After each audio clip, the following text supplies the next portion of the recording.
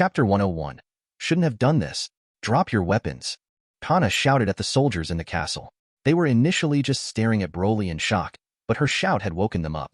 They didn't realize that they were gripping their weapons tightly like their life depended on it, even though they knew it would be meaningless against that devil. After being shouted at, they immediately dropped their weapons and kneeled down. Saiyans broke in afterwards and either knocked them out or tied them up, while Broly was calmly walking towards the center main building. Without stopping, the door opened by itself, and he stepped inside in what seemed to be an empty throne hall. The hall was decorated with vibrant golden and green-colored flags. The windows and pillars on the side were perfectly symmetric as it led to a throne on a risen platform at the very end. Behind the throne on the wall was a giant green-scaled western dragon spewing fire painted. Of course, Broly wasn't here to admire the luxury throne hall, but the figure that sat on said throne. A male elf looking like he was way past his prime. One could see the remaining handsome features he once had, but even this was overshadowed by the sickly pale skin. His hair was ashen white, but all this couldn't hide the sharp and hatred-filled eyes as he was staring at the entering figure with golden hair. How dare you to enter this cough? These divine halls are not meant for you people. Cough, cough. The native's king was coughing heavily. Even blood appeared in his hand. This man was already 1 foot in his grave, but he was still able to retrain strength that was on par with most in the elite squad. This was truly fascinating for Broly. If this king was in his prime, maybe he would give Broly a good spar. As Broly thought about it, he started grinning. Bring me a fruit of might, Broly shouted. His voice echoed in the hall and was easily perceived outside as well. Broly walked through the hall until he reached the stairs leading towards the throne, but he didn't stop. He calmly walked up the stairs one by one. The Elf King was already fuming with rage, but he still didn't move. Broly only stopped after he was standing right in front of him. Broly looked down at the sitting elf with a smile on his face. They were just staring at each other, one with an enraged expression while the other was smiling, seemingly happily, at him. A short moment later, a Saiyan came inside with a small box in his hand. My liege, King Broly, the fruit you have requested. The Elf King was almost exploding as he saw another of them walk up to his throne nonchalantly. Thanks, you can leave. Broly took the fruit out of the box and held it in front of the elf, obviously offering it to him. The elf took in the scent from the fruit right in front of his face. He could feel the vibrant energy inside and knew that this was a true treasure. The elf started at Broly before quickly trying to grab the fruit, but before he reached it, Broly let it fall on the ground. Oops, I didn't mean to, Broly said, but showed no indication of picking it up. The elf didn't say anything as he knew that in his form right now, he would stand no chance against him, but as soon as he ate the fruit, his chances would rise exponentially. He quickly picked up the fruit and devoured it in top speed. The elf could feel that the decay that was destroying his body was being killed off by the energy inside the fruit, but this was all it could do. He now needed time to recuperate. He looked at the invader and saw how he raised his arms and opened his palm over his head. Small pill-like objects rained on top of his face and head.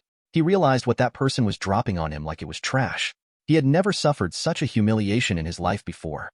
He was infuriated, but instead of lashing out, he quickly gathered the healing capsules and swallowed them whole. If only the thought to make this alien regret his actions. A moment later, his body was being drenched in energy. His hair was slowly being filled with a healthy brown, and his skin got color again as well. He looked like his time has been reversed, and he was back to be his once powerful prime. His body was 100x times as strong as he was just a moment ago. He felt like he could crush everyone with a wave of his hand, and this included that alien. You fool. Shouldn't have done that. Now prepare to die a painful death. The elf leaked tremendous energy as it made the ground tremble and lightning appear. The throne hall was just a moment away from collapsing on them. Cracks appeared on the ground and pillars. The windows shattered under the pressure, and everyone outside felt the sudden change. The elf's voice echoed through the valley. The elves seemed to have regained hope as their eyes lit up. The Elf King instantly struck out with his fist and landed straight at Broly's face. The impact created a shockwave that directly destroyed the pillars and made the building collapse. The elf smirked as he tried to retract his fist, only to find out he couldn't. The dust slowly settled, and a golden, glowing figure smiling and staring daggers at him, while clutching his wrists with one hand. No, it was you who shouldn't have given that order. Broly stabbed out with his fingertips directly into the waist of the elf. Arg! How is this possible? Before he could say anything else, Broly picked him up still with his fingers pierced inside the elf's waist. He threw him in the air and punched out. The elf shot directly through the back wall. Without hesitation, the elf, once regaining his balance, tried to flee through the hole in the cave ceiling. He didn't care about the others. He had to survive. He was the only one able to stand up against that monster. He would come back at a later time. That's what he told himself, but would Broly let him escape this easily? Obviously, the answer was no. Broly walked out of the debris and started levitating. He saw how the color was drained of the other elves as they saw their king, their last hope, running away with his tail between his legs. Broly suddenly vanished from the spot and appeared right in front of the elf king. The elf hadn't time to dodge, resulting in him bumping into Broly. He slowly looked up in disbelief as he looked at the still smiling devil. The elf abruptly broke out into hysterical laughter as he slowly lost in altitude. He completely lost it, huh? I shouldn't have expected anything else from such a weak-willed person like you. You should have prioritized getting into safety instead of trying to rob us. Sigh. Seems like I won't get my spar. Broly then grabbed him by the throat and flew back to the castle. He hovered above the collapsed throne room and looked around at the crowd that had gathered in front of him. Aiz, Taro, Aaliyah, Kana, Jine and Daz had already gathered the other Saiyans and their captives just in front or inside the castle. Zhangya leaned against the wall of a building, spectating the scene. You, aboriginals of this planet. You have attacked, robbed, and killed us after we have landed on this planet. We showed you no hostility, but you still attacked us for no reason. But I am a generous king. I have already executed the ones responsible for killing our man. There is only one left.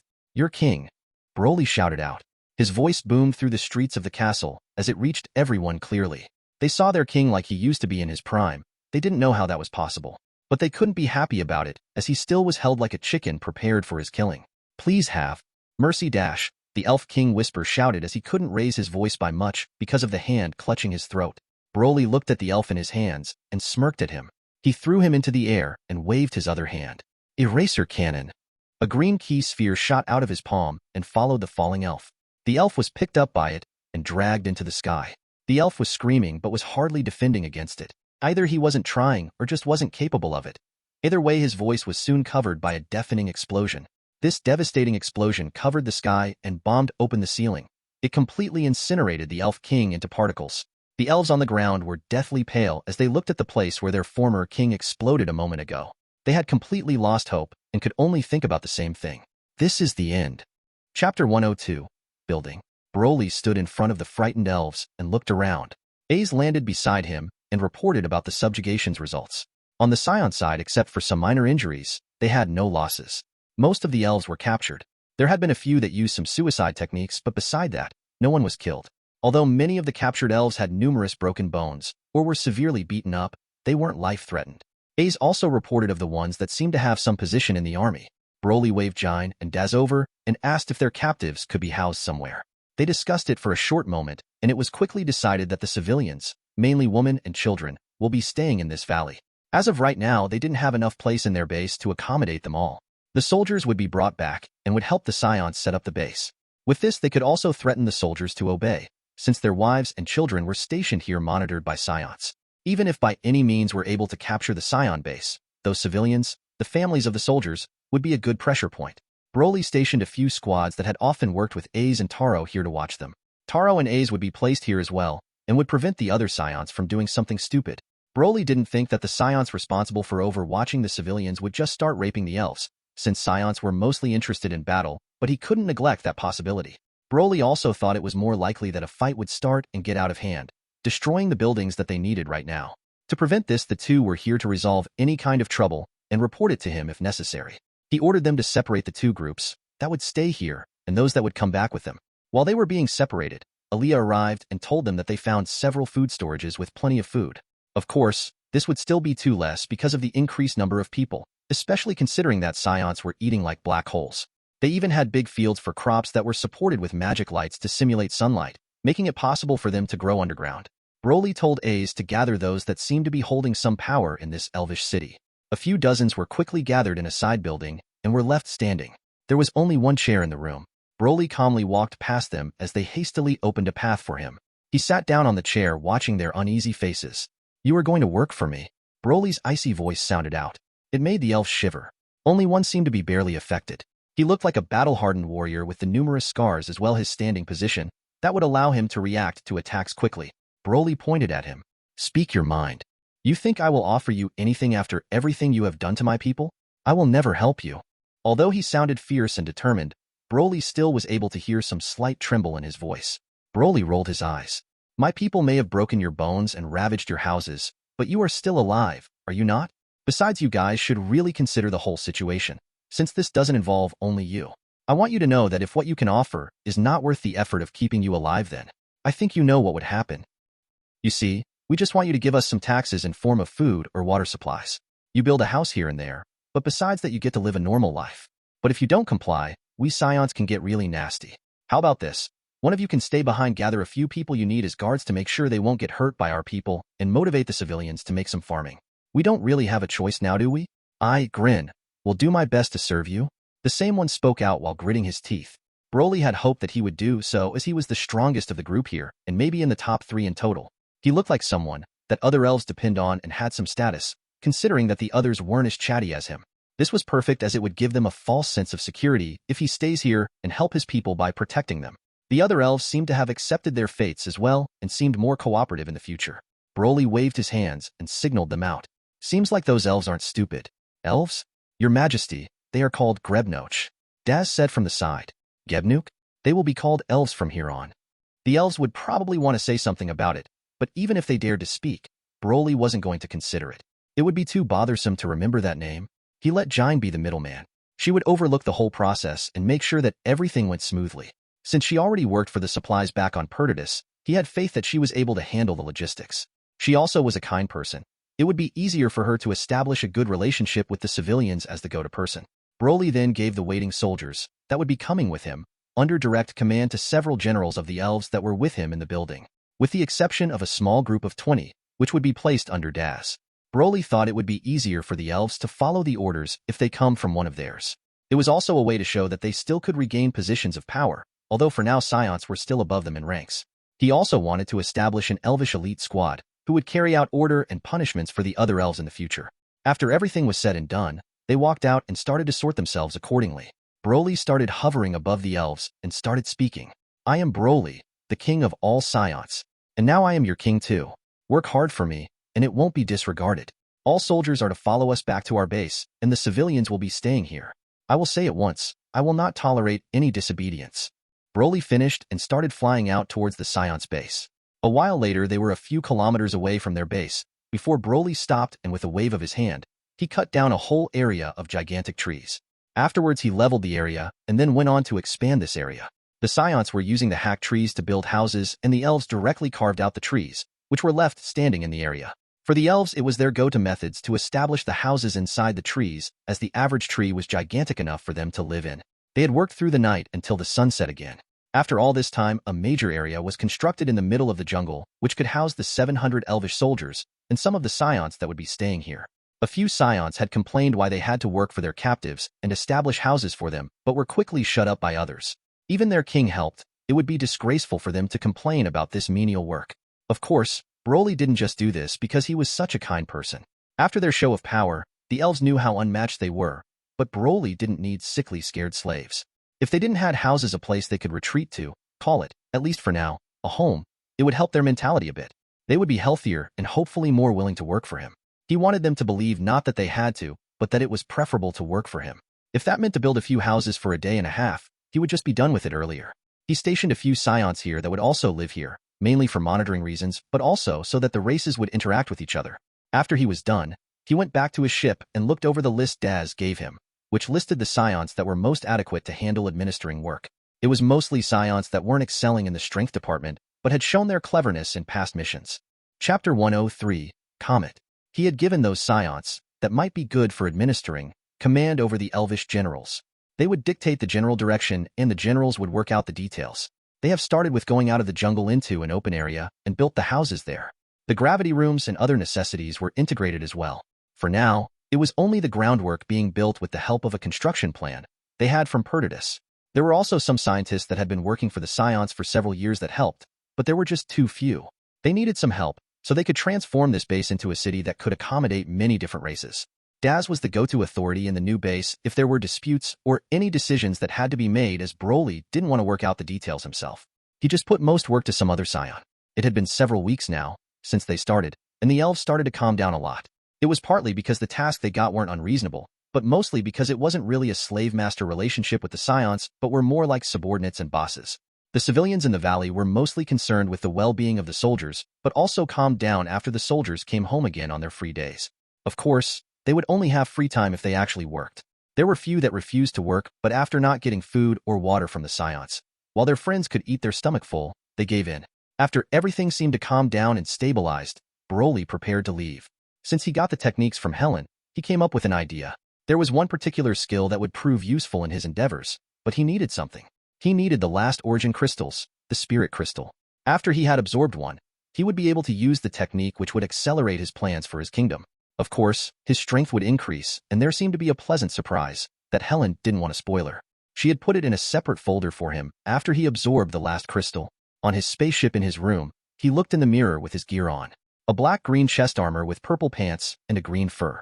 Although he didn't have the same background with the fur like in the movie, he still liked the style. The door opened after he was ready. Aaliyah came in wearing a body-hugging leather armor. He enjoyed the view from head to toe. Did you get this from the elves? Yes, isn't it neat? Aaliyah said happily. It sure is, but does their armor even provide any protection? It only looks like it. It isn't actually leather. Armor that looks like leather in space. Huh? Well, I run around with fur. Broly looked down and looked at his gear, before looking at Aaliyah who was posing in front of him while looking at the mirror. After a while, Kana burst into the room with Zangya slowly following. Kana looked at Aaliyah who just had finished pulling her pants up. She looked towards Broly, who was meditating. Aaliyah, not fair. You could have waited. What?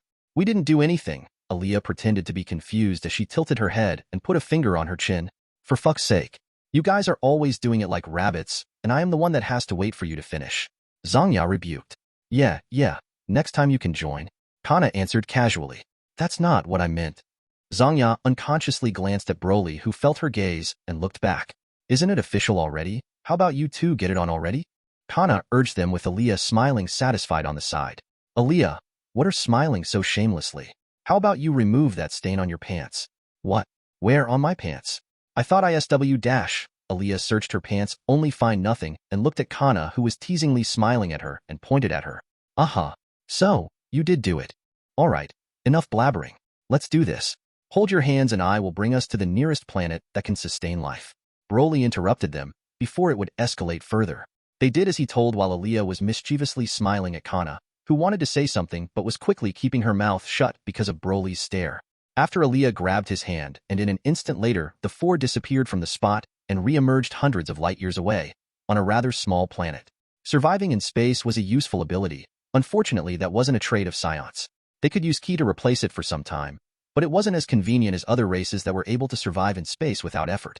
Fortunately for the four, Helen had left behind the most efficient techniques for vacuum breathing. The Ki consumption was minimal and would be easily filled up with a short meditation session. With that in mind, they could almost indefinitely survive in space, if they had time to find a quiet place to meditate in. Broly decided to teleport them to a planet, so they could build a temporary base for the case they are wounded and can't use teleportation for some reason. After reaching the planet, they scouted the area and found water and wildlife for food. Fortunately for them, Saiyans and Eros had strong stomachs and could eat many different things that may have been poisonous for normal humans. But they quickly realized something. They looked up and saw a gigantic ball in the sky. It looked like a giant ice planet from up close. Broly only thought of his wallpaper that he had once. It was really magnificent, but there was a problem. This isn't a planet. This is a comet. Broly shouted out as he started to power up. A violent storm started to gather around him as his figure grew. His hair shined brightly in a green hue, and even his eyes turned yellow. In an instant, his presence crushed the surrounding ground into a crater. He slowly flew up in the air and headed towards the comet that was about to destroy this planet. A green sphere appeared around his body and was quickly gathering in his palm. He pumped a tremendous amount of energy into this attack. Gigantic eraser. Broly threw the Ki blast right at the comet. It was quiet for a few seconds. A bright green light suddenly illuminated and dominated the sky. A few seconds later, a shockwave appeared. The planet they were standing on was hit by the shockwave created from the massive explosion. The planet was rattled. The ground broke open. Winds tore the trees out of the ground and oceans created tsunamis. Havoc was created only because of a shockwave. The planet would have been completely destroyed by the comet, but now the comet itself was pulverized by Broly. After everything seemed to calm down, Kana approached him. Don't you think that you have overdone it? The shockwave alone almost destroyed the planet. Well, it is better to pulverize the comet than to break it up into smaller comets that would rain down on the planet. When that happens, I wouldn't be able to destroy every single one of them. Alright, enough talking, let's find a cave or something where we can retreat if necessary. Kana just held up her hands in defeat as they all went around to search for something to stay in. Of course, this little spike in energy traveled light years from Broly's location. They had teleported to a planet right in the west quadrant of the universe. This spike of energy alerted a few organizations that had huge influences in the west side of the universe. Unbeknownst to Broly, he had created unrest in this part of the universe, which would slowly spread. Afterwards, the powerhouses of the West were alerted as well and wondered who this bold newcomer was. To dare swagger around here, he seemed to have a death wish. Naturally, even if Broly knew, he wouldn't care one bit. He and his company were currently flying towards a near solar system with their body exposed to the empty space. They were using this travel as a way to train and getting used to this vacuum breathing technique. With their strength, it didn't take them long to arrive. Only a few hours they had arrived inside their destination solar system, where they headed towards the planet on the boundary of this solar system. They searched for it, but even after a while they had no success. Instead of going together one by one, they split up and searched for the crystal each on their own planet. After a while they all realized that it wasn't on their planet either and gathered once again. There is only one left, the one closest to the sun. Sigh, why couldn't it have been like before? A solitary planet floating in space. From further back, the last planet seemed like a burning dot. Now closer up, it still looked uncomfortably hot with his red, almost glowing surface. Without saying anything, they flew towards it and quickly landed on the surface. Like they assumed from the look and close proximity to the sun, it was burning hot. They quickly began to sweat, and the girls wanted to get off this planet before they completely drenched their clothes. They used the circulation method to locate the crystal. With their combined effort, they combed through the planet until Broly noticed a reaction. Chapter 104. Open. He could tell that he was getting closer, after for a minute until the reaction weakened again. It's underground again, huh? Broly landed where the reaction was the strongest. The surroundings looked the same everywhere. The whole surface was covered with orange-brown rocks that slightly had a metallic sheen to it. Before Broly was about to dig into the ground, in the corner of his eye, he saw something red in the shadows of the rocks it was covered by. He didn't notice it at first as everything had a similar color. It was only that it was glowing slightly. It wasn't a sunlight reflection, but it was producing it. Without saying anything, he walked towards it and quickly cleared it from the rocks with a wave of his hand. He furrowed his eyebrows as he saw what he was greeted by.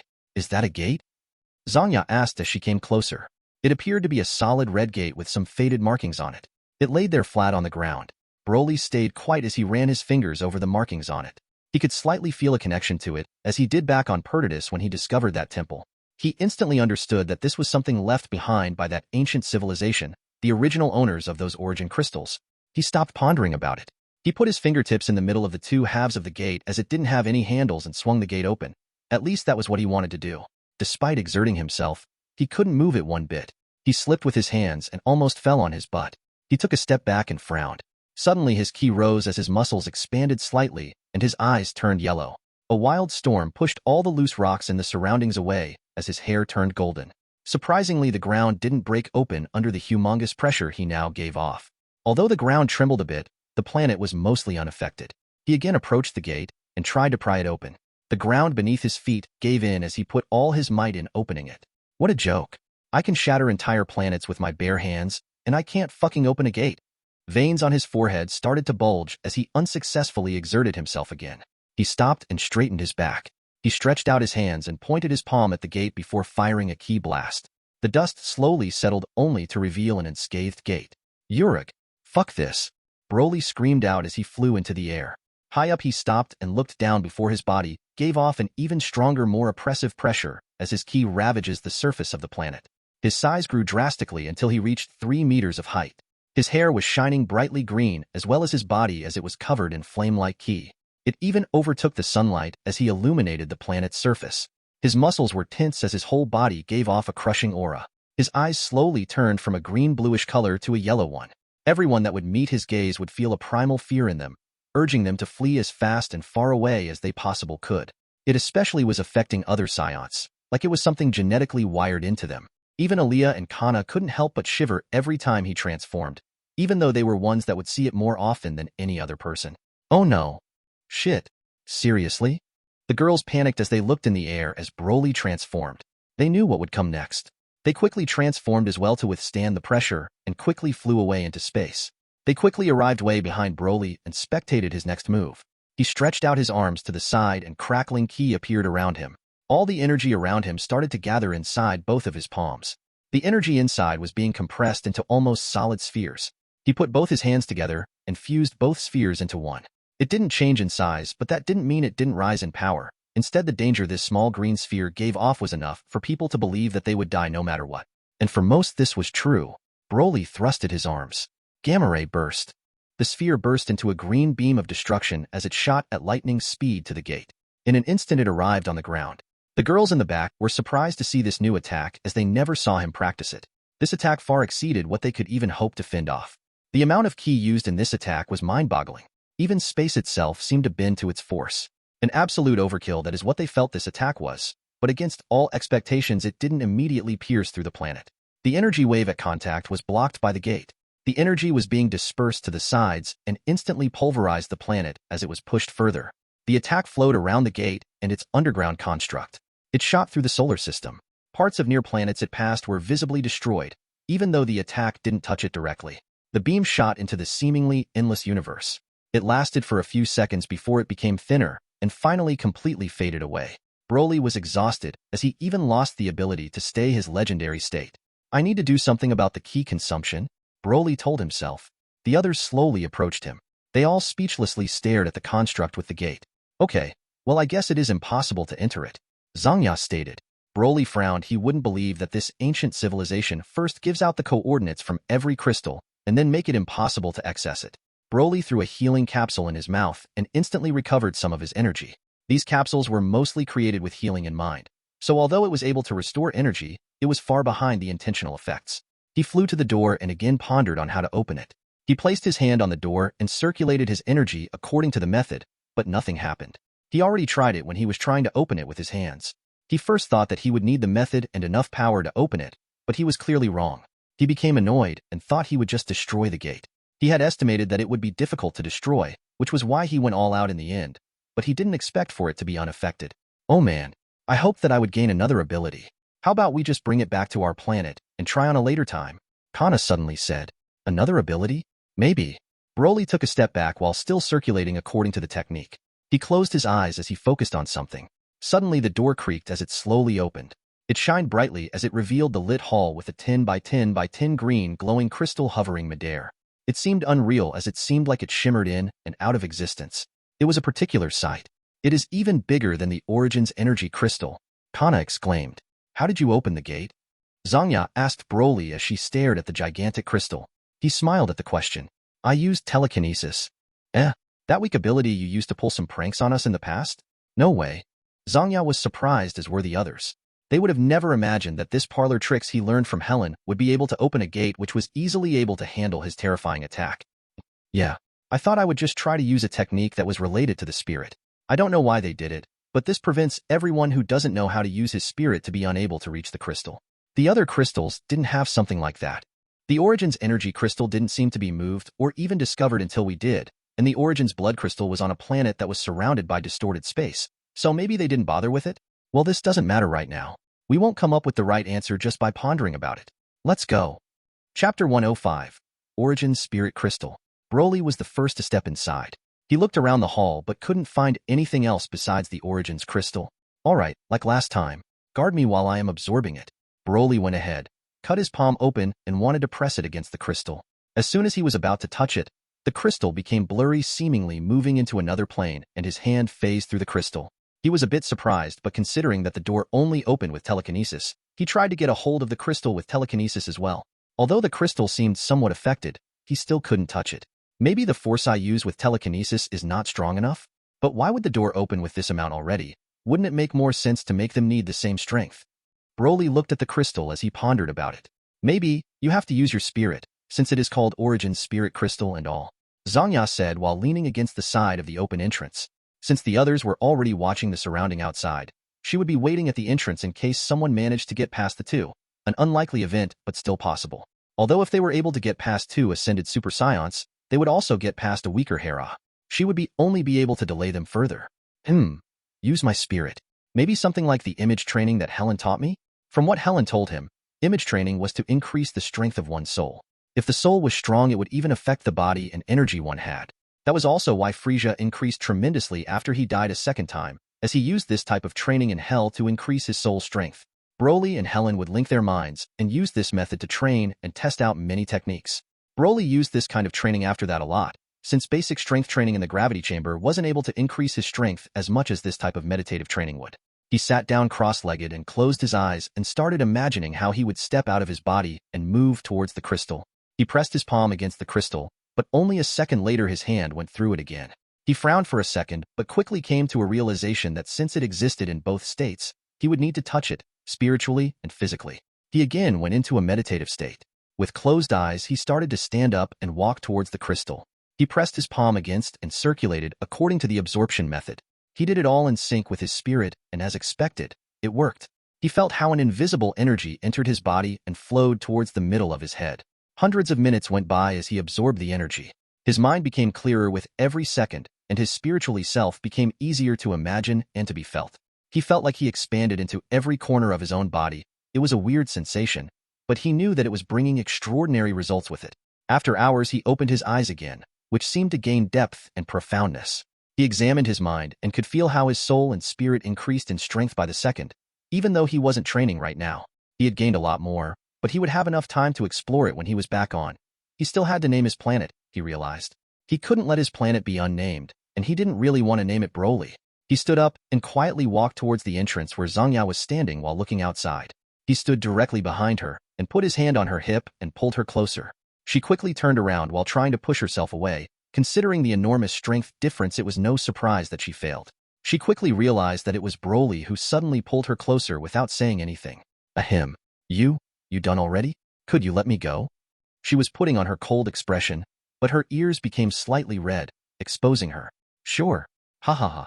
Just wanted to tease you a bit. He was in a good mood now and felt like messing around a bit. He touched her nose with his own as he pulled her closer. He saw how Zhangya was glancing at his lips from time to time and decided it was enough teasing and put her down, preparing to leave. On a second thought, Zhangya pulled Broly back into the hall and closed the gate. She turned towards Broly and quickly stripped off what she wore and slowly walked towards him. You know, I used to always speak my mind. I knew what I wanted and would do anything to get it. So why is it so hard to accept it now, to take action, to speak my mind? How could I fall for someone that kidnapped me and ruthlessly woke me up from my dreams of conquering the universe? She leaned against Broly completely naked. She looked up and stared into his eyes. You know what? I am not hiding anymore. Broly, make me yours. Broly was shocked at what happened. He only now realized how she would always stick around him.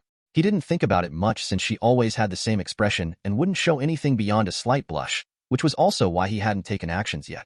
He wasn't sure if it was her reaction on the fact that their future daughter came and told them about their relationship. Now she was offering herself to him. He wouldn't get a clearer signal than that. Who was he to deny such a request from someone he liked? He picked her up and pushed her against the wall. He gave her a deep kiss and quickly stripped naked as well. He started to torment her for hours. What are you doing, Kana? PSHH. Aaliyah saw how Kana was looking through a small slit between the slightly opened gate. Aaliyah looked through the gate as well and widened her eyes at the scene. Her face instantly became crimson red. She noticed that Kana was moving slightly and was drooling a bit.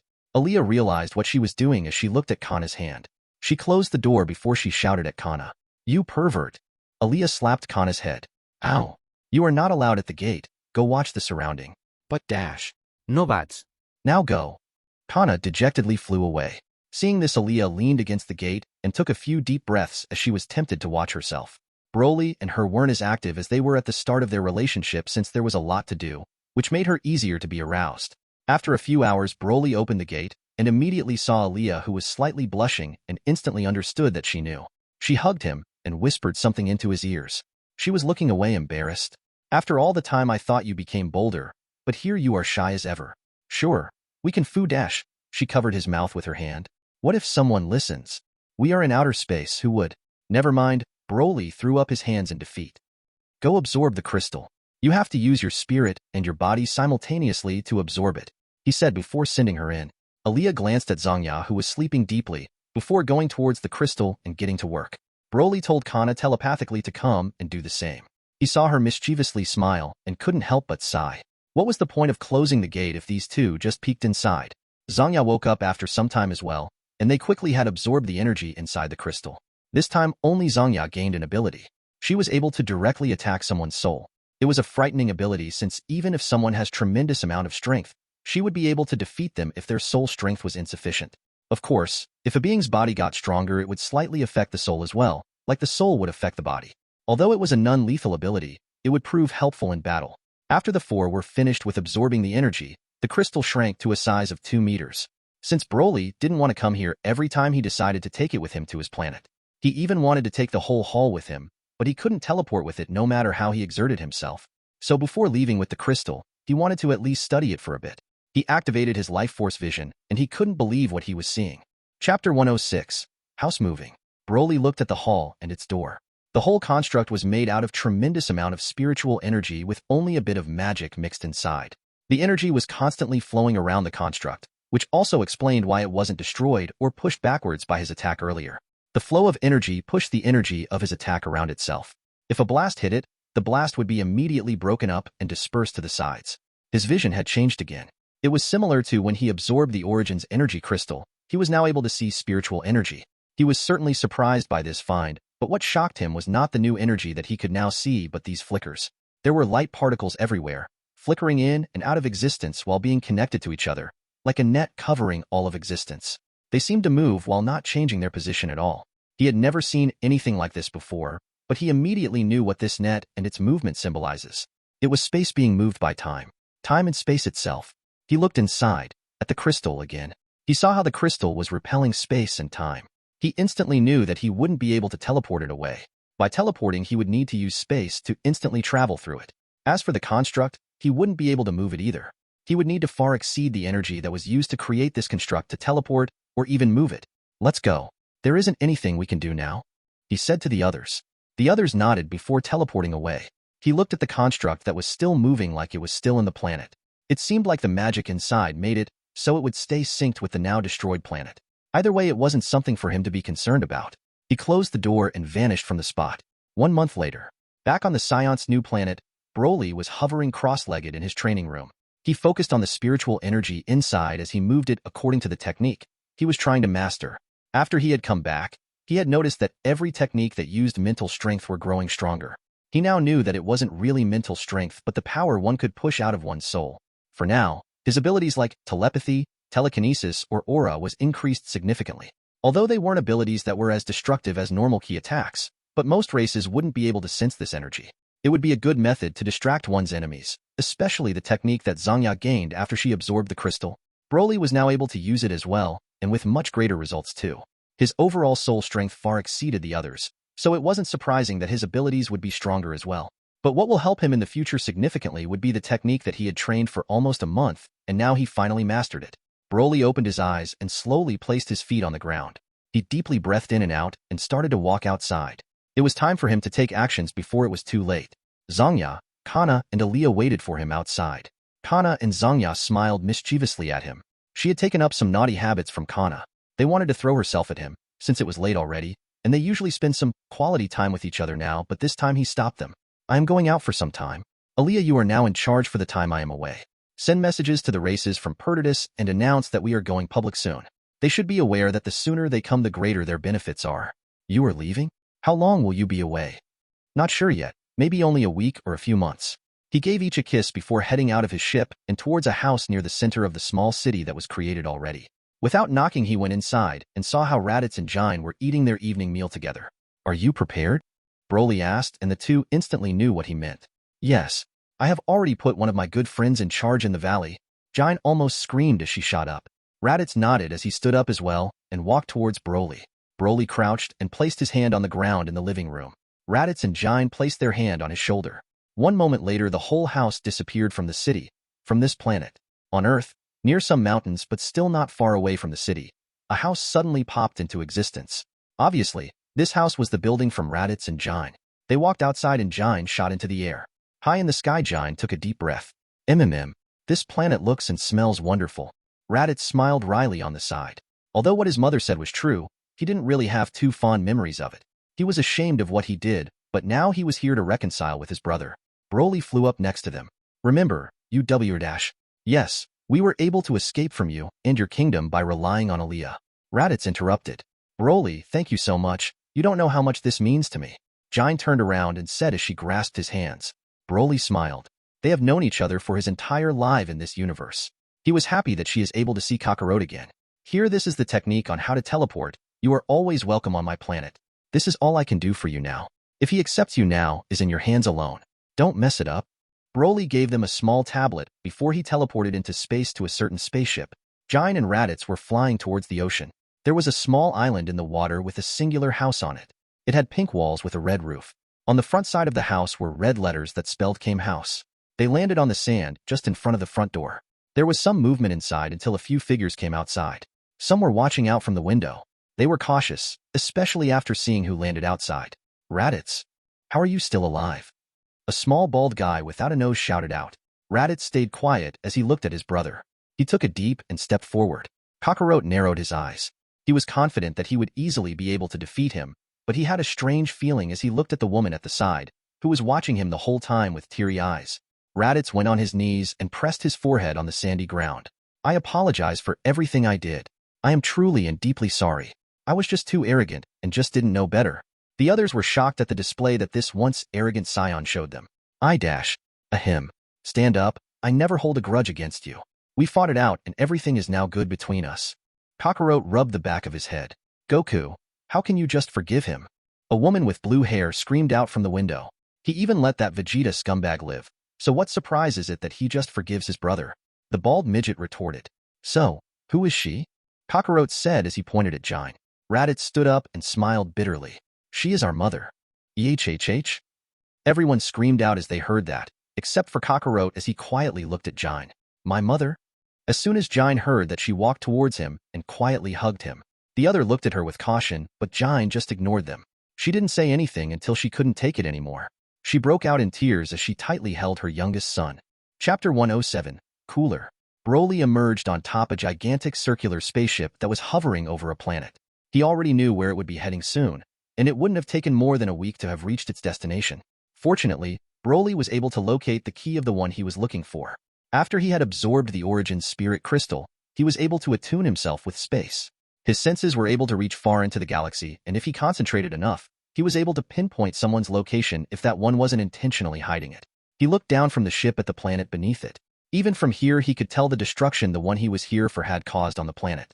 Without thinking about it anymore, he went inside the ship and searched for the room with the monitoring. He destroyed all the records and afterwards disposed of all the cameras. After he was sure that no one had seen him, had any, or weren't able to make records of him, he teleported on the planet. The sky was covered with clouds that seemed to glow orange as the setting sun shone at it. A purple being with white chest, armor-like carapace was sitting on a chair while two of his subordinates were sitting on the ground, listening to the report. Another subordinate, a turquoise alien with short blonde hair, made to their lord. The wind was storming and howling hard, but they didn't seem to bother. What? My brother, Frieza, was killed by a Super Saiyan that grew up with humans on Earth? Yes, Lord Cooler. It seems ridiculous, but it seems a Saiyan named Son Goku does live on planet Ear. Ugh. Arg. Keskiviikko. Salza, Door and Knee Eyes, the complete platoon, Cooler's armored squadron, instantly fainted, seemingly without any forewarning. Cooler's eyes constricted as he saw his most powerful subordinates instantly faint. He looked out in the dusty storm as a vague figure was walking through it. Cooler stood up and his muscles tensed as he saw the tail on the figure. Could it be? Hee. You really look like your brother Frieza, but you definitely are Cooler. Broly grinned as he walked out of the storm, displaying him wholly. Humph. It seems you do know me, but are you? Cooler seemed calm, but inside he was getting anxious. It was clear that this Saiyan had knocked his subordinates out without him noticing anything. He didn't get that one, did he? I am King Broly, the legendary Super Saiyan. As of I know, the Super Saiyan that killed Frieza is called Son Goku. Please, don't compare me to that weakling, Broly said mockingly as he watched Cooler's reaction. Weakling. Cooler unconsciously clenched his fists. How about you transform, and we get this over with? He asked as he stretched out his arms as if to welcome Cooler with a hug. Since Cooler, like any other normal being, was only able to vaguely feel the oppression a strong being would exude, he could tell that Broly was strong, but as for how strong he was unsure. How do you know about my dash? Humph. No matter what, I make sure you will regret this. Immediately after he said that, his body poured out tremendous amount of ki. His size grew to 2.5 meters. The carapaces on his wrists gained blade-like protrusions. His shoulder pad-like carapace changed into hoops, and 4 spikes extended out of his head with a large dark blue crystal-like section in the middle of his head. As a finishing touch, his mouth was covered, forming a mouthguard that seemed to be of mechanical nature. Broly looked at Cooler's transformation. He always thought that this form of Cooler looked pretty badass. Not as badass as him, though. Now prepare to die, Saiyan. Cooler disappeared and re-emerged in front of Broly's face. He punched Broly's stomach. Nothing happened. The armor on Broly wasn't even scratched as Broly took the hit without moving. Broly grabbed Cooler's wrist and twisted it to the side, making Cooler kneel on one leg. How is this possible? Cooler wasn't able to get out of Broly's grasp until he saw a knee flying at his face. Without being able to react, he was sent flying into a small hill in the back.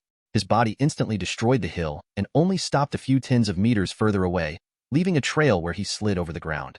Cough, cough. How? I thought a Super Saiyan has golden hair. Cooler's mouthguard was shattered into pieces which pierced through his skin all over his mouth. He slowly got up and looked around but couldn't get sight of the Saiyan. He pushed out the pieces out of his skin with his ki. TCH, you think you are almighty because you are strong? Cooler shouted out and then flew into the sky. In the air, he pointed his palm upwards over his head. Only a few moments passed and a gigantic sun was created, hovering just above his palm. You damn monkey, let's see how you can survive without a planet. Supernova. Cooler swung his arm downwards, and the sun followed his movements. Cooler laughed as he saw the sun flying quickly to the surface of the planet. Suddenly, a small green sphere flew in from the side directly into his attack. It seemed insignificant in front of his supernova, but he quickly became speechless as he saw how his attack was easily being picked and pushed into space by this small sphere. Seconds later, a massive explosion covered the sky and made the whole planet tremble. That is not nice. Think about the ecosystem. A deep voice sounded out directly behind Cooler, sending shivers down his spine. He spun around while trying to smash his tail right at Broly, but he didn't feel any impact. After he spun around, he saw no figure behind him as if he had just imagined everything. Cooler smashed into the ground like a meteor. After the dust settled, one could see how Cooler was arching his back in pain. In the distance, Cooler saw something approaching. A fraction of a second later, Broly crashed heavily into Cooler's stomach. Bled cough. Cooler instantly puked out blood as Broly looked at him while standing on his body. What do you all want? Cooler's eyes were already bloodshot as he stared at the Saiyans' mocking gaze. What I want? Broly couldn't help but smile evil as he looked at the pathetic sight this galactic emperor showed him. I want your soul. Cooler's eyes widened as he heard that. His soul? He panicked. This can't be anything good. Maybe death would be a better option. He would rather die than let this Saiyan do anything with his soul. Even if the one was bluffing, he stood no chance against him. He wanted to explode, but just as he was about to do it, his mind went blank for a second and the energy he gathered dispersed again. It only lasted for a second, but as soon as he regained consciousness, he saw how a hand covered his face. Before he could do anything, he felt a sharp pain on his forehead. It was like something was drilling into his brain.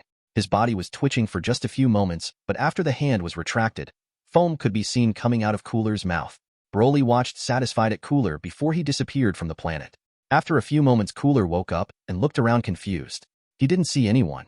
He stood up and called for his spaceship. Shortly afterwards, Cooler's armored squadron woke up as well and saw how Cooler stepped inside the landed spaceship. They quickly followed Cooler. Lord Cooler, what happened? Cooler only glanced at him. I am going to train for a while. Proceed as you did and expand and absorb my brother's and my father's forces. Understood, but my lord, what about the Saiyan called Goku? Don't bother with him. Salza saw the solemn look on Cooler's face and didn't dare to say anything. Cooler sat down on his throne inside the ship and contemplated about what happened while sending away the one that reported about the destroyed monitor records and cameras. He tried to remember everything after he heard the news, but he wasn't able to recall anything. He didn't think about it anymore and focused on what he wanted to do now. After hearing how his brother was defeated, he first thought about revenge, but he wanted to get stronger first. He would become stronger than any other being in the universe, until even a Super Saiyan was just an ant compared to him. Chapter 108. Mom. While Broly was out confronting Cooler, Jine and Raditz were invited into the Kame house after finally calming down. Jine was wiping away her tears as someone brought her a tea. Thank you. Jine thanked Bulma for the tea, which stunned the others in the room. There were currently Krillin, Yamcha, Puar, Bulma, Master Roshi, and Gohan, besides Goku. I didn't know Saiyans could be polite. Ow. Krillin said, who got smacked by Bulma right after. Jine smiled bitterly as she heard that. Yes, most of us are very eager to search for battles, since we are a warrior race. It is in our nature to seek challenges and confrontations. Of course, this doesn't justify our horrendous past. I hope that in the future our race won't be seen as warmongers. Our race? Are there more of you? I thought you were all killed when your planet was destroyed by Frisia? Yes, many died, but a few hundreds were saved by space and time rifts that brought us to another planet. Currently, there are just above 400 Saiyans still alive. They are building a new base for Broly. Broly? You know Broly? Bulma shouted out as the others exclaimed as well. Jine smiled bitterly. Yes, he is the new king of us Saiyans. Wait, he is your king? Are you following his orders by coming here? Is he here? Bulma's voice trembled a bit as she said that. Krillin was holding his head, and the atmosphere became tense again. Since it was only a few months back, they still remembered how effortless Broly and his subordinates took care of Goku and the other Super Saiyan from the future. Sigh. He doesn't know we came here, but it wouldn't be a surprise if he gets to know of our travel here soon. But you don't have to worry, he wouldn't break his word. I think he would enjoy it even more if he knew that he would dispose of me when I am at my happiest. Dispose of you? Do you have some kind of grudge? I have much influence in the Saiyan community and I have guided them to a more peaceful thinking. Sigh. Broly of course wasn't very pleased about it. He tried to appease and keep me quiet by bringing back Raditz, but I knew if I gave in millions would die again because of us Saiyans. After he knew that this approach didn't work, he needed another solution as he knew that he just couldn't kill me because many were still loyal to me. He had heard about you, Kakarot, and thought it was the perfect opportunity to torture me by getting to you. Sigh. It is only because of me that he targets you? Ha ha ha. Don't worry about it. I will just have to beat him. Goku said while hitting his chest. He already told me that you became a Super Saiyan, but this won't be even close to enough. That is also why I am here.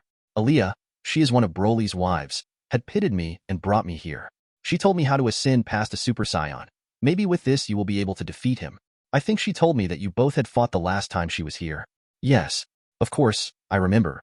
She is really strong. Ah, how does she compare to Broly? She wouldn't stand a chance. There is still a difference between normal and legendary Super Saiyans. For real? That makes me even more excited. Goku said while laughing happily. Jine smiled gently as she saw that. If her son had become depressed after hearing the difference between him and Broly, she might have told them the truth. You sure are carefree, little brother. There are at least 4 other Super Saiyans among his subordinates, and they as well as Broly don't slack. They are constantly training to become stronger. Hehe. I only have to become stronger than them. Goku didn't seem to let these words get to him as his eyes were practically burning with fighting desire. I will help you, Dad. You take care of Broly, and we will take care of the other Saiyans. Gohan shouted in a determined manner, although it was more cute to the eyes of the others. Nevertheless, even Krillin seemed to be fired up by his words. You are Goku's son? Jine asked. She didn't have time to approach him as she was telling her story, but she was instantly able to tell that this was her grandson after she first saw him. Ah yes, this is my son, Gohan. Jine approached him and kneeled down before rubbing her face in Gohan's. You are so cute. Oh my, and a strong one as well, Jine said as she was hugging Gohan. Seeing this and after the heavy subject about Broly was done, the atmosphere had softened and became more welcoming. Although Raditz was a bit quieter than his mom, everyone could tell that he had changed for the better. It didn't take them long to get to know each other better. Bulma and Krillin were narrating their tales about how they have met Goku and what they have experienced on their journey to gather the 7 Dragon Balls. The others added some things as they told their story. Jine was smiling happily as she intently listened to what a childhood her son had. It was getting late, and after the story ended, she got up. I think we have intruded your home for too long. We have a house in the west not far from here. We will be living there. I hope I will not be a bother if I visited you. Goku, if it is okay with you, I want to get to know your wife in the future. Sure, how about I bring her here the next time? And you can call me Kakarot. Vegeta does it as well anyway. Jine smiled happily and caressed his cheek before hugging him again. They separated and Raditz suddenly stepped forward. Kakarot, if you ever need a sparring partner, I will be glad to assist. Raditz extended his hand. Goku saw his determination. Without thinking further, Goku reached out and shook it. I sure will. Raditz couldn't help but let out a smile. See you around. Kakarot, next time I will tell you about your father. Jine said as she waved her arm. Ha ha ha, can't wait. See you, Mom. Jine was stunned for a moment. Tears started to appear as she smiled brightly and wiped them away. Jine again approached him and gave him another hug before taking off with Raditz. The others were watching her leave. She sure is a pitiful woman. I can't imagine what she must have felt after experiencing all that. Goku, I want you to promise something. I want you to kick Broly's, but before he can hurt your mother again. Don't worry, I will make sure no one touches her. Goku's voice was icy, untypical to his usual carefree personality. Although they didn't know each other longer than a day, he wanted to protect Jine. Maybe it was because of what she had told him, or because he never had a mother figure. Maybe it was the love Jine was spewing out at him and his son, but he had already opened up to her and would see her as his mother in the future. No one will be allowed to touch her. Chapter 109. Business. It was a long day for Krino. After he had failed the last mission, which led to thousands of deaths from a newly allied force, he had been put on guard duty. The only reason he didn't lose his job was because of his past achievements. He was a top officer with a strong body. He wasn't like most of the Galactic Patrol who relied on weapons in fights, but on his physical strength. The organization he was working for stretches through the whole Milky Way galaxy and had several allies throughout the universe, but there were also many space criminals that caused havoc on other planets. With his strength, he was able to put an end to several criminal organizations. He also helped containing the damage the Frisia Force caused. Fortunately for their galaxy, the ringleaders of Cold's and Frisia's army were taken care of, including the so-called emperors themselves.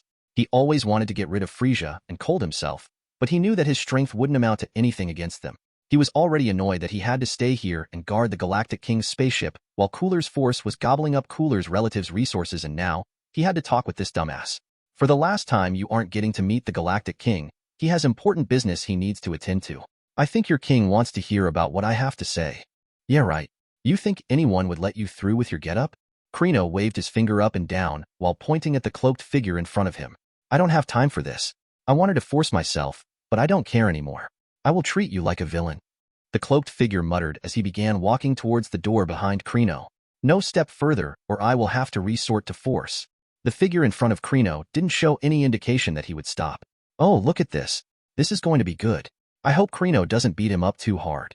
A green alien said as he and a few others of different races stepped into the entrance to the spaceship. On their shoulders were numerous stars indicating their high rank. Ha ha ha, he will probably extend his position as an honorable guard. Another mocked. Evidently, they weren't on good terms with Krino. Surprisingly, Krino didn't bother with them as he would usually, but focused on the cloaked figure. Although he was confident in his strength, he strangely felt threatened. His instincts were telling him to run, but he had a job to do. After the distance between the two lessened to 2 meters, Krino stomped the ground, propelling him forwards. In an instant, he appeared in front of the stranger and punched out. His fist directly tore apart the cloak, leaving only shreds behind. What? Where is Dash? A precise force hit his neck, and his body instantly went limp as he slumped to the ground unconsciously. The other patrollers' eyes widened as they saw how easily Krino was defeated. Although there was bad blood between them, they knew of his strength. An instant later, their face became solemn and immediately rushed out to surround the figure. Stop right there. The green alien, that shouted out first, pointed an arm cannon right at the figure, as did his teammates. Now that he wasn't cloaked anymore, they could see what he looked like. A tall, muscle-packed alien with middle-long black hair and a brown tail. They immediately became alert as they saw the tail waving around. They instantly knew what race he belonged. Weren't they extinct? What do they want here? Is it for revenge? Those thoughts were running through their mind as they went through every possibility that they could think of. Saiyans, a ferocious race that had caused years of suffering and pain as they wreaked havoc across the galaxy. They had clashed with them numerous times, but now a Saiyan had arrived in front of their king's door. They have to stop him no matter the cost. Without waiting, they started shooting at him from all sides. The explosions obscured their view, and any other alien would be dead by now, but they didn't stop. They knew that Saiyans were tenacious, and considering how easily he had defeated Krino, they didn't take any chance to put this Saiyan down before he could do anything. Go get the laser cannon. The green alien ordered while continuing shooting at the explosion-filled area. Soon enough, a gigantic cannon was rolled out, and the green alien immediately took hold of the controls and aimed at the area where the Saiyan stood. Clear the area. His teammates ran off to the sides after hearing his shout, and an instant later, a concentrated high-energy beam shot out of the cannon. In an instant, it completely tore apart the entrance of the ship. By now, the whole spaceship was on alert as the sirens were going off. After seeing no movement, the patrollers sighed in relief. No one was able to take a hit of that and come out unscathed, not even the most elite Saiyans. The dust slowly settled, and the local patrollers, who witnessed the whole situation, began to cheer. That wasn't nice. A calm, deep voice rang out in the now, causing the whole area to fall into silence. The voice sent shivers down the ones present. Impossible. If you can't offer anything else, I'm going to meet your king. The Saiyan started walking again, but this time the one present felt like a mountain pressed them to the ground. They couldn't endure it as they immediately collapsed and were forced to lay down flat on the ground. It didn't matter if it was a low or high-ranked patroller. They were all affected the same.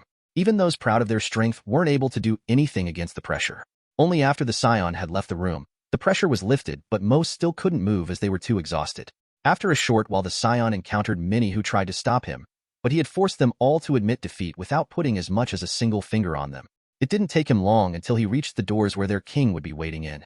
The Saiyan opened the door and was greeted with a dark red alien with horns on his head. The alien exuded a strong power. Jinyu level? Not bad, the Saiyan muttered. After he spoke out, his gaze seemed to pierce the red alien. The next moment he collapsed and directly fainted. A light green octopus-like alien with a crown on his head was sitting on a chair staring at the Saiyan anxiously. He knew that he was screwed if even his bodyguard, that was one of the strongest in this organization, was easily disposed of. Hello, I am the Galactic King. Do you mind telling me with whom I have the pleasure with and what I can do for you? The Saiyan smiled as he heard that. Finally, an acceptable greeting. I am Broly, the King of the Saiyans. From the perspective of the Galactic King, the smile of Broly was like the one of a fierce beast that would tear him apart any second now. I was just here to do some business with you. Broly stepped closer and stretched out his hand. The Galactic King first shrank back, but seeing that Broly only wanted a handshake, he put forward one of his tentacles. Without being able to react, the hand evaded his tentacle and was put on the Galactic King's head. For a second, the face of the Galactic King scrunched up before relaxing again. The Galactic King offered Broly a seat before sitting down as well. All right, what kind of business have you in mind? A smile appeared on Broly's face as he looked at this octopus in front of him. If it weren't for the organization he had built up, Broly wouldn't have given him even a glance. Although this organization was weak, he had to admit that the reputation on the other hand will do him good in his conquest. Nothing serious, you will just collaborate with us Saiyans. Chapter 110, Zuno. A week later, Broly hovered in space looking at the planet in front of him. The planet looked like it was placed inside what seemed to be a wooden box. On the box was a red circle with a triangle inside. Other than the box, the planet was covered with colorful trees. This was Zuno's planet. Zuno, the one who was said to virtually know everything that has ever happened in Universe 7. He also has knowledge beyond this. In the newer series of Dragon Ball Super, Bulma and Jocko traveled here to get knowledge about the Super Dragon Balls.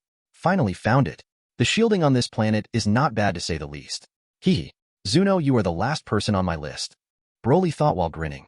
A moment later, Broly disappeared from space and appeared in front of a building that looked like it was influenced from Japanese architecture. Of course, this was impossible as Japan doesn't exist in this multiverse. At least not the Japan Broly was thinking of. Suddenly, identical small light purple aliens with an oversized head and earlobes came rushing out and surrounded Broly. Of course, he already knew why they approached him. It was because we are here, because Zuno said to us that an uninvited guest has appeared. Lord Zuno will not receive those without an appointment. Oh, and when would be the next appointment? This would be in. One of them browsed through a notebook in his hand before stopping after a few pages. 5 years. Then Zuno would be ready to receive you. Broly only grinned after hearing this. This is rather surprising. I thought he knew virtually everything, but he doesn't want to receive me. Broly's glare gradually changed while saying this until he stared at them with cold eyes that sent shivers down their spine. Without saying anything else, he passed them and headed inside, leaving them behind. They didn't make any attempt at stopping him as they froze out of fear. After walking inside, he stepped through a door and a bigger version of those aliens outside sat in a brown pot while staring at him. Broly could see the sweat running down his cheek. So he does now about me. I wonder if he knows what I want from him. Broly's eyes swept across the seemingly empty room, but he instantly knew that there were several entities hiding in the shadows. They were all on the level of Super Perfect Cell and would be mayor characters if they appeared in the public, at least in the Milky Way that is. I hope you don't mind me coming uninvited. Broly's deep voice boomed with unhidden killing intent. Oh, of course not. Broly stretched out his arm to the side with his palm facing towards himself. Suddenly, one of Zuno's assistants that was outside flew across the room like he was being pulled by his clothes and only stopped right in front of Broly's palm. Broly turned towards the assistant. Tell me, how many questions could your master answer a day? It is about 20. Gulp, 20 questions per day. I see, you can leave now. The assistant flew out of the room again and the door shut as well. Broly looked at Zuno in front of him again. Tell me everything about the Super Dragon Balls. After asking that, Broly activated his vision of truth. He called the vision he gained from the crystals that way since Life Force Vision was no longer a suitable name for it. Super Dragon Balls, or other known as wishing orbs, were created in the year 41 of calendar of the Dragon God Zalama. Zuno was rattling about random fact about the Super Dragon Balls. Of course, Broly already knew about the important stuff about these Dragon Balls. What he really was trying to figure out was if his actions would have consequences. He saw how lights from space and time were flickering into Zuno's brain. It seemed like he didn't have all the knowledge, but he gained it naturally. He was merely retelling what the universe was willingly offering to him. All right, that's enough. Tell me about the Origins crystals. You already asked your question, Dash.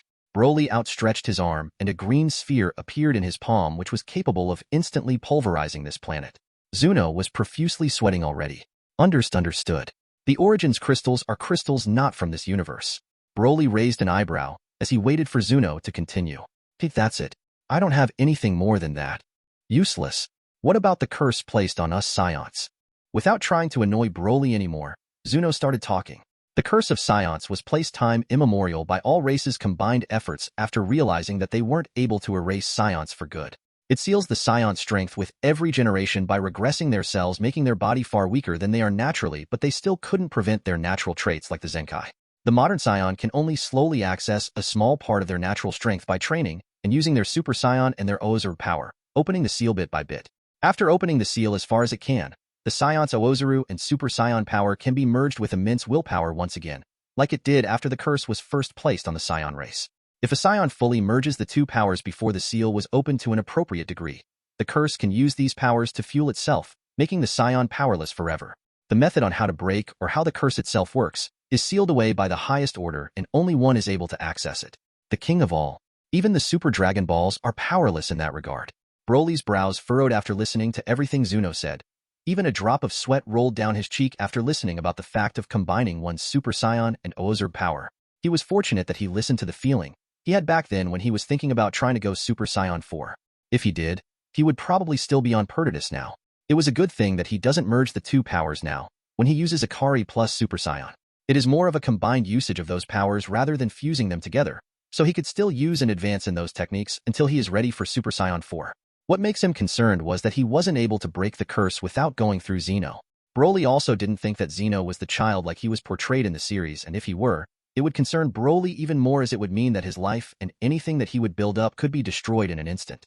He hoped that Zeno was putting up a front. Maybe he wasn't even the Omni King in this reality, who knows? Either way, the only thing he could do now was train to the utmost limit, attain Super Saiyan 4, gain Divine Ki, and maybe combine the two. Broly looked back at Zuno, who seemed utterly exhausted. You okay?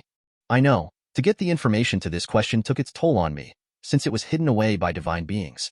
I won't be able to answer any questions for the next few years. Zuno carefully observed Broly, frightened that he would go on a rampage. Broly again used his vision of truth to observe Zuno, and he could tell as well that his soul was exhausted, which completely threw his initial plan of. He wanted to manipulate his soul like he did with Cooler and the Galactic King, but it seems like the ability relies on his soul. If that was the case, a small alteration to his soul would affect or even remove his ability. What a shame. He would have been a great puppet. All right. I will be coming back in the future for you to answer me more questions if necessary. Seems like I have to put away questions about the legendary Super Saiyan and Yamoshi off for the moment. Maybe I will just use the Dragon Ball next time.